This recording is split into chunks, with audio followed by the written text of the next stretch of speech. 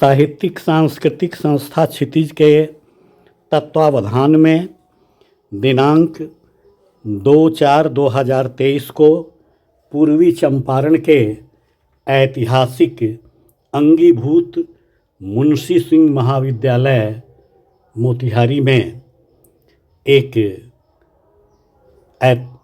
साहित्यिक संगोष्ठी का आयोजन किया गया, जिसका विषय या शीर्षक था जीवन और साहित्य कितनी दूर कितना पास। इस संगोष्ठी की अध्यक्षता उस महाविद्यालय के हिंदी विषय के प्रसिद्ध विद्वान एवं यशस्वी प्रधानाचार्य प्रोफेसर डॉक्टर अरुण कुमार ने की। विशिष्ट मुख्य वक्ता के रूप में विश्वविद्यालय हिंदी विभाग मुजफ्फरपुर के प्रोफेसर डॉक्टर सतीश कुमार राय उपस्थित थे और मुझे उसमें मुख्य अतिथि के रूप में सम्मिलित होने के लिए आमंत्रित किया गया था। कार्यक्रम वहाँ के स्मार्ट क्लासरूम में आयोजित हुआ था, जिसमें भारी संख्या में साहित्यानुरागियों, साहित्यकारों और कवियों का जमावड़ा हुआ था। कार्यक्रम 11:30 बजे के आसपास से शुरू होकर कोई 5:30 बजे तक निर्बाध गति से चलता रहा और इसमें वक्ताओं ने जीवन और साहित्य के परस्पर सामीप्य और दूरी के विषय में अपने अपने ढंग से अपने विचार रखे। मुझे भी उसमें अपने वक्तव्य के साथ सहभागी बनना था। इस विचारोत्तेजक संगोष्ठी के अध्यक्ष और हिंदी साहित्य के मूर्धन्य विद्वान प्रोफेसर डॉक्टर अवधेश अरुण जी, विश्वविद्यालय हिंदी विभाग के पूर्व विभागाध्यक्ष और संपूर्ण हिंदी साहित्य में अपनी विशेष पहचान बनाए रखने वाले प्रोफेसर डॉक्टर सतीश कुमार राय जी, आज जिनकी 3 रचनाएं एक साथ लोकार्पित हुई, डॉक्टर तारकेश्वर उपाध्याय जी, अजय जी, मधुबाला जी, डॉक्टर रत्नेश्वर जी और सामने बैठे हुए सभी साहित्यकार मित्र, शिष्य, आप सबको इस अवसर पर मैं अपनी ओर से अपनी मंगल कामनाएं प्रेषित करता हूं कि आपका साहित्य प्रेम इसी तरह निरंतर बढ़ता है। लोग कहते हैं कि आदमी जिंदगी में पहला प्यार नहीं भूलता है। उसी कथन के अनुसार मैं कहना चाहूँगा कि यह मुंशी सिंह महाविद्यालय मेरे जीवन का पहला प्यार है। मैंने 1/1/1976 को इस महाविद्यालय के हिंदी विभाग में योगदान दिया था। तब मैं ऐसा नहीं था, तब मैं जवान था और मेरे बड़े लंबे घुंघराले बाल थे, जो उन दिनों भोला बाबू के सिद्धांत के विरुद्ध थे, लेकिन हम लोग भी थे कि हम लोग भी डटे हुए थे। चलिए, उन दिनों की बहुत सारी यादें हैं। और अरुण जी जब यहाँ के विभाग में आए तो निरंतर एक संवाद बना रहा। डॉक्टर मृगेंद्र यहाँ रहे, उन लोगों से बराबर साहित्यिक संवाद बना रहा। शायद आज मैं दूसरी बार, एक बार दिनकर पर एक संगोष्ठी हुई थी बगल वाले गैलरी में, उसमें मैं आया था, उसके बाद फिर आया हूँ। तो बुलाने वाले क्षितिज को मैं धन्यवाद करता हूँ, इसके लिए शुभकामना व्यक्त करता हूँ। और ऐसे महत्वपूर्ण विषय को विमर्श का विषय बनाने के लिए मैं एक बार साधुवाद भी करता हूँ। विद्वानों ने बहुत सारी बातें कही हैं। डॉक्टर सतीश जी ने अनेकों प्रकार से इस विषय पर प्रकाश डाला है। अब तो सूर्य अस्ताचलगामी होना चाहता है, फिर भी कुछ बातें मैं भी निश्चित रूप से कहूँगा। विषय है जीवन और साहित्य कितनी दूर कितना पास। अब इस विषय पर अगर विमर्श हो तो सबसे पहले हम दूर से ही बात करें कि साहित्य जीवन से कितना दूर है। दरअसल जीवन एक महासमुद्र है, उसका कोई और अंत नहीं है, और साहित्य उस महासमुद्र में निकली हुई कुछ तरंगे हैं, कुछ लहरें हैं जिनको एकत्र किया जा सका है। क्रोचे ने कला के संबंध में बातें करते हुए कहा कि अभिव्यंजना ही कला है। यानी क्रोचे के अनुसार मन से जो कुछ भी प्रकट हो रही हैं अंतर मन में ही, उसको भी उन्होंने कला मान लिया। लेकिन उन्होंने अभिव्यंजना की दो कोटियां की। एक कहा कि पूर्ण या सफल अभिव्यंजना और दूसरी अपूर्ण या असफल अभिव्यंजना। तो इस दृष्टि से कहें तो साहित्य जो है वह पूर्ण अभिव्यंजना है, सफल अभिव्यंजना।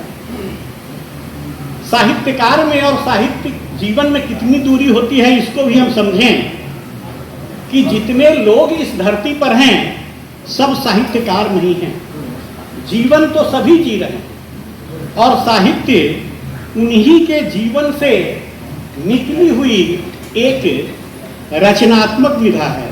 वह कला के जिस रंग में भी आवे उसको हम साहित्य ही मान ले, चाहे संगीत हो, मूर्ति हो, चित्र हो। कला रूप में जो भी हमने सृजित किया है वह कम ही आया।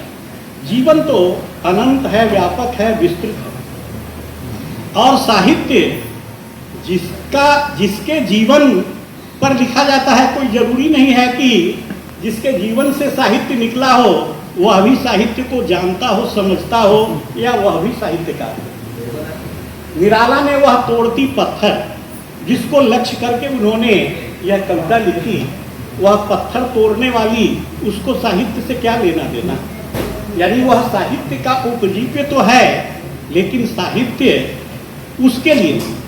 कुछ विद्वानों ने यह भी कहा कि साहित्य और कला जो है वह भरे हुए पेट वालों की चीज। यानी जो खा पी रहे हैं, जिनमें कोई कमी नहीं है, आर्थिक दृष्टि से, भौतिक दृष्टि से जिनमें कमी नहीं है, वे ही तो साहित्य का आनंद लेते हैं, रस लेते हैं। और जो एक बहुत बड़ा संसार है उसको उस साहित्य से कोई लेना नहीं। वह जीवन अलग का जीवन है। होरी को क्या पता है कि वह भी साहित्य का पात्र है, धनिया को क्या पता है कि वह साहित्य का पात्र है। प्रेमचंद ने उससे चित्रित किया। घीसू, माधव, चिखुड़ी जो भी हैं वे सब साहित्य के विषय तो हैं, लेकिन वे साहित्य को जानते नहीं हैं। साहित्य से उनका कोई सरोकार नहीं है। इस रूप में साहित्य और जीवन में एक बड़ी सी दूरी है। उस दूरी को पाटना भी एक कठिन काम है। तो जीवन असीम है, साहित्य ससीम। जीवन का वाहक यानी जो जीवन जी रहा है वह, और जो उसको चित्रित कर रहा है वह, दोनों दो जीव हैं। यह अलग बात है कि कुछ लोग कहते हैं कि हम भोगे हुए क्षण को लिख रहे हैं। ठीक है, उसका कारण है कि हमने मनोविज्ञान में सहानुभूति और समानुभूति दो शब्दों को सीखा है मनोविज्ञान से। सहानुभूति वह है जो दूसरों की स्थिति, दशा को देखकर हमारे मन में पैदा होती है, और समानुभूति है वह है जिसको हम स्वयं ही अनुभव करते हैं। तो जितने साहित्यकार हैं वे जितना जीवन जीते हैं उतना ही तो लिखा नहीं गया है। वे उनका भी लिखते हैं जो उनसे परे हैं। धूमिल ने कहा कि लोहे का स्वाद लोहार से मत पूछो, उस घोड़े से पूछो जिसके मुंह में लगाम लगा। तो साहित्य का स्वाद वह नहीं जानता है जिस पर साहित्य लिखा गया। हम जो पढ़े लिखे हैं, जो संपन्न हैं, जो सभ्य हैं, वही साहित्य से सरोकार रखते हैं। दूसरे, जीवन की तीन मूलभूत अनिवार्यताएं हैं: भोजन, वस्त्र और आवास। इसके बिना जीवन नहीं है। जीवन अगर है तो उसके लिए इन तीनों की अनिवार्यता है।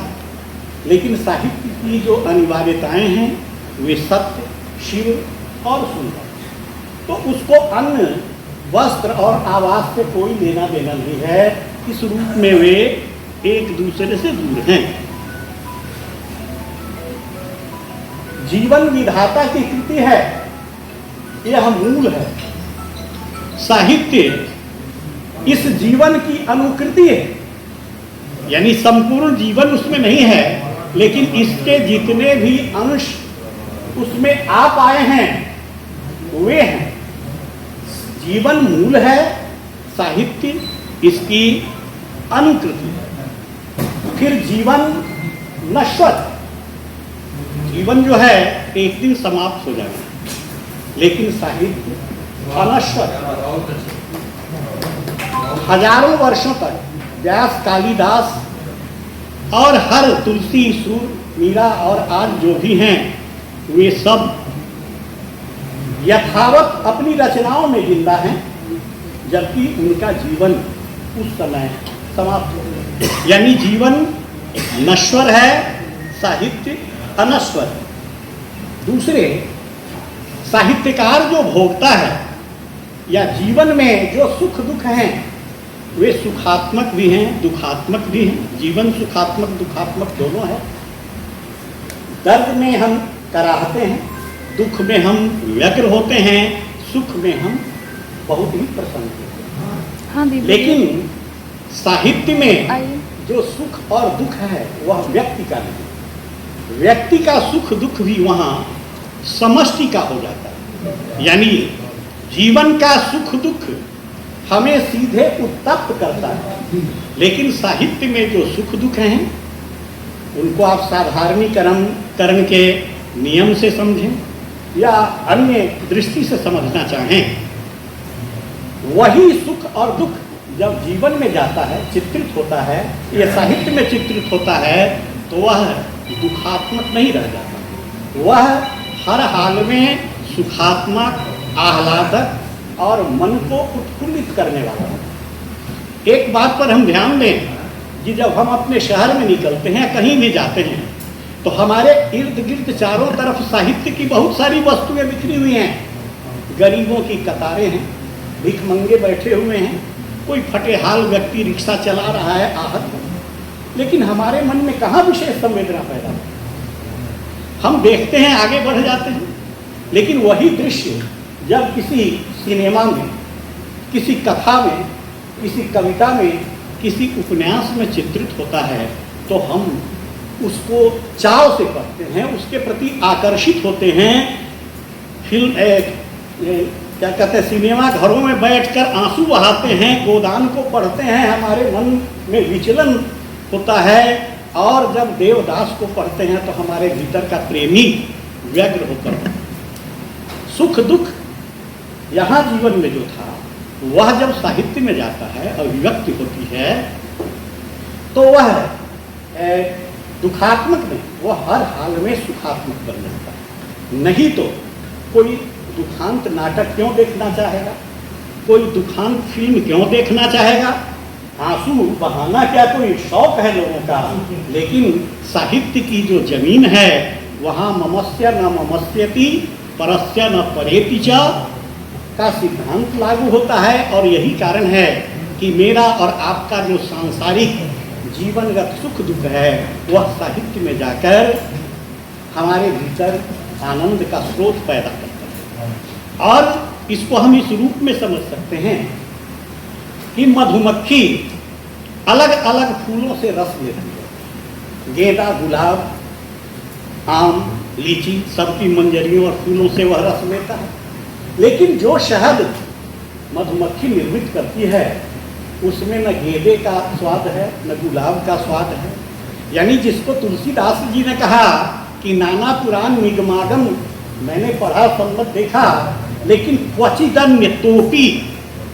तो जो चीज साहित्यकार अपनी ओर से करता है वह इस सांसारिक जीवन की घटनाओं, वस्तुओं या चित्रों को, मन स्थितियों, परिस्थितियों को जो वह अपने साहित्य में लेता है तो उसके भीतर जो रसायन है, जो सौंदर्यानुभूति है, जो प्रेमानुभूति है, जो संवेदना है, जो करुणा है, उस सब के रस में सराबोर कर वह उसे अभिव्यक्त करता है। यही कारण है कि क्रूर जीवन, वास्तविक जीवन जो जैसा है वह देखने में रुक्ष है, कठिन है, कष्ट देता है, लेकिन जब साहित्य में वही जाता है तो फिर वह आकर्षक बन जाता है, वह हमें आह्लादित करता है। तो इस रूप में हम कहें जीवन से कच्चा माल साहित्य को, तो जीवन कच्चा माल है, साहित्यकार जो है उत्पादक है और साहित्य उसका उत्पाद है। जीवन से ही सारे प्रसंग, सारी घटनाएं, सारे क्रम आते हैं और जब वे साहित्य में जाते हैं तो यहाँ अमरत्व को प्राप्त करते हैं, क्योंकि साहित्यकार को कुछ विशेष शक्तियाँ प्राप्त हैं। ऊपर वाले ने अपारे काव्य संसारे कवि रेव प्रजापति की जो बात कही और साहित्यकार के भीतर जो अपना है उसको जब निचोड़ कर वह रचना करता है तो उसके अपने द्वारा बनाई गई रचना ही उस पर विश्वास है। अभी डॉक्टर विनय कुमार जी ने मेघदूत की चर्चा कर दी। मैं संस्कृत नहीं जानता हूँ, तारकेश्वर जी तो संस्कृत के आचार्य हैं, लेकिन मेघदूत को मैंने कैसे लिख डाला, कैसे अनुवाद किया, अब मैं नहीं समझ पा रहा हूँ। मुझे स्वयं लगा कि मैंने कुछ ऐसा कर गया जो मेरे वश की चीज़ नहीं थी। चलिए, तो मैं ये अभी साहित्य और जीवन के बीच के कुछ दूरियों की चर्चा कर रहा था कि ये दूरियां हैं। जीवन दरअसल कुछ फासले पर खड़ा है और साहित्य उससे अलग है।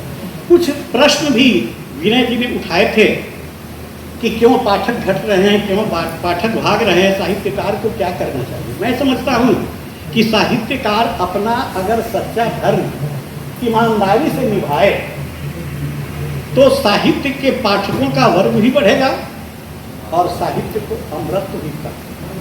जब हम आपस में लड़ेंगे, वादों और विवादों के घेरे में पड़कर साहित्य को कैदी बनाएंगे तो निश्चित रूप से साहित्य कमजोर होगा।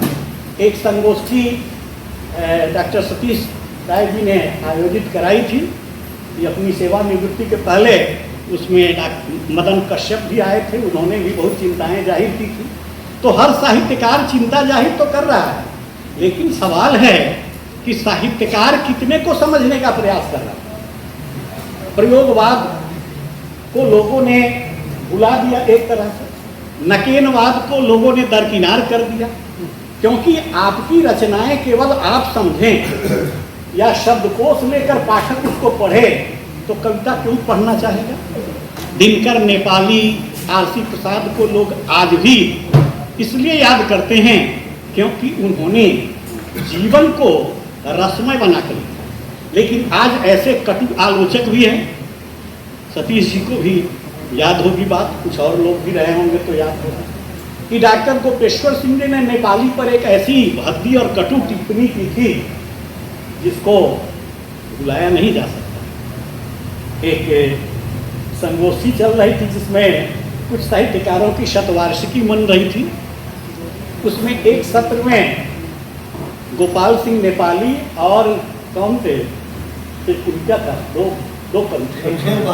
शमशेर बहादुर सिंह और अध्यक्षता कर रहे थे गोपेश्वर सिंह जी। जब अध्यक्षीय भाषण के लिए उठे तो उन्होंने शुरू किया, उनका आरंभ था कि आज तक मैं सर्वेश्वर की कविताओं को समझ नहीं पाया। 1 घंटा बोल गए, जिसको वे समझ नहीं पाए 1 घंटा बोल गए। तो रेवती रमन जी ने 3 बार कहा कि अध्यक्ष की जरा नेपाली पर भी कुछ कहें। 3 बार कहा रेवती जी ने, आगे की पंक्ति में मैं रेवती जी बैठा था अगल बगल में। तो गोपेश्वर जी ने कहा कि यह तो विषय ही गलत रखा गया, यह तो ऐसा ही हुआ कि जैसे शेर की पूंछ में गीदड़ को बांध दिया। ये कितनी शर्मनाक टिप्पणी थी नेपाली जैसे कवि व्यक्तित्व पर। यानी साहित्य का सर्वाधिक, या कहें कि उसकी लोकप्रियता और सार्वकालिकता का अगर एकमात्र मेरी समझ में कोई तत्व है या बिंदु है तो वह है उसकी भाषा की सहजता, सरलता और संप्रेषणीयता। अगर ऐसी बात होती तो तुलसी को दरकिनार कर दिया जाता, क्योंकि वो ज़्यादा अपड़ गंवार भी उनको समझ लेता। नेपाली ने जो साहित्य को जिस रूप में रचा, गीतों की आत्मा को जिस तरह साहित्य में अमर किया, तो ऐसे लोग भी होते हैं। तो पाठक क्यों साहित्य पढ़ेगा? जब आप केवल अपनी रचना को स्वयं समझ सकते हैं तो रचनाओं को भी सरल होना चाहिए, पाठकों तक जाने की उसमें क्षमता होनी चाहिए। सबसे बड़ा दुर्भाग्यपूर्ण हुआ है कि निराला ने छंद मुक्ति का जो आरंभ किया, तो निराला ने तो छंद की मुक्ति में भी संगीत का एक अजस्र प्रवाह रखा। विजन वन वल्लरी पर सोती थी सुहाग भरी, स्नेह स्वप्न मग्न अमल कोमल तनु तरुणी जूही की कली, दृढ़ बंद किए शिथिल पत्रांक में वासंती निशाती दूर देश में था। एक प्रवाह। लेकिन लोगों ने मान लिया कि शब्दों के कुछ सीढ़ियां बना देना ही कविता, और यही कारण है कि कविता दम तोड़ती चली गई। आज भी डॉक्टर सतीश राय जी ने संकेत किया है कि गीत लौट रहा, गीत लौटेगा, क्योंकि हर मनुष्य के भीतर जो सौंदर्य है, पिपासा है, प्रेम की ललक है, वो गीतों के बिना संभव नहीं, उसकी पूर्ति नहीं हो सकती है। इसलिए गीत हर युग में जिंदा रहेंगे और उसको रहना चाहिए, अन्यथा साहित्य खारिज हो जाएगा।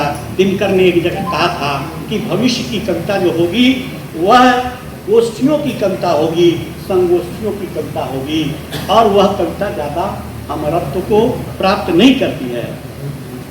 तो ये दूरियों की बात हो रही थी, लेकिन हम लोग नज़दीकी की बात करें। जीवन और साहित्य दोनों एक दूसरे के कितने करीब, एक के बिना दूसरे का अस्तित्व नहीं। या कहें कि जिस तरह से कहा गया कि साहित्य जीवन का दर्पण है, तो जीवन का दर्पण है यानी जीवन तो उसके सामने है। यह अलग बात है कि दर्पण में जो तस्वीर बनती है वह असली तस्वीर नहीं होती, उसमें बहुत सारी बातें अलग हो जाती हैं, क्योंकि तस्वीर और बीच की दूरी के बीच, या कहें कि दर्पण और मनुष्य के बीच या वस्तु के बीच जो कुछ है वातावरण में, वह भी उसमें कारक बनता है, इसलिए अलग। लेकिन बावजूद इसके जीवन है तो साहित्य है। तो जीवन और साहित्य दोनों एक दूसरे के अन्योन्याश्रित हैं। जैसा कि लोगों ने कहा भी कि मुर्दा है वह देश जहाँ साहित्य नहीं। तो ये सारी बातें तो हैं ही, चलेंगी ही। और जब जब ठीक है मनुष्य ने साहित्य का सृजन किया, लेकिन जिस तरह से विधाता ने मनुष्य का सृजन किया, लेकिन उस विधाता का सृजन भी स्वयं मनुष्य ने किया। The gods are born into the pathos of man, and the pathos of man in its concrete form is human character. तो कौन जानता, राम को कौन जानता अगर तुलसी ने, वाल्मीकि ने राम को नहीं चित्रित किया होता? तो ईश्वर ऊपर होगा यह बात हो सकती है, लेकिन इस धरती पर जो साक्षात है वही तो ज़्यादा विश्वसनीय है। बच्चन ने कहा कि इस पार प्रिय तुम हो, मधु है उस पार न जाने क्या है। तो जीवन है, उसी से साहित्य आता है। यह बात ठीक है कि साहित्यकार की रचना साहित्य है, लेकिन कई बार जब मनुष्य अंधकार में भटकने लगता है, लोग दिग्भ्रमित होने लगते हैं, तो साहित्य वहाँ आपका रास्ता या हमारा रास्ता प्रशस्त करता है, दिखलाता है, आगे बढ़ाता है। हमारे दुखद क्षणों का साथी है साहित्य। हम जो लिखते हैं या लोगों ने जो लिखा है उसको हम बार बार पढ़ते हैं। मैं स्वयं कहता हूँ कि मेघदूत जब एमए की कक्षा में पढ़ा और उसके बाद हर बरसात में एक बार उसको निकालता था, पढ़ता था। तो जब जब मनुष्य के भीतर एक संकट का क्षण आता है, विषाद का क्षण आता है, तो साहित्य उसके आंसू पोंछने के लिए या उसके मन में हर्षोल्लास उत्पन्न करने के लिए हाजिर रहता है, साहित्य सामने रहता है। और इसीलिए साहित्य और संगीत, कला इत्यादि के विभिन्न जो मनुष्य है उसको मनुष्य नहीं माने, लेकिन यहाँ हमको कुछ बातों पर ध्यान देना होगा कि ठीक है, उसको क्यों नहीं मनुष्य मानेंगे? अरे उसी के लिए तो हमने लिखा है, उसी पर तो हमने लिखा है। तो साहित्य वह अमर रहेगा जो उस जन तक भी जाएगा, जो घूरे पर बैठे हुए घीसू और माधव को भी समझ में आ जाए। तुलसी का रामचरितमानस वही तो सार्वकालिक होगा, वही सार्वदेशिक होगा। मनुष्य को मनुष्य बनाने में, यानी हम जिस रूप में दिखते हैं वैसा बनाने में साहित्य ने ही भूमिका स्थिर की है। हमारे वेद हैं, पुराण हैं, बहुत सारे जो ग्रंथ हैं वे जीवन के मार्गदर्शक हैं। हम जब जब रास्ता भटकने लगते हैं तो साहित्य संभालता है।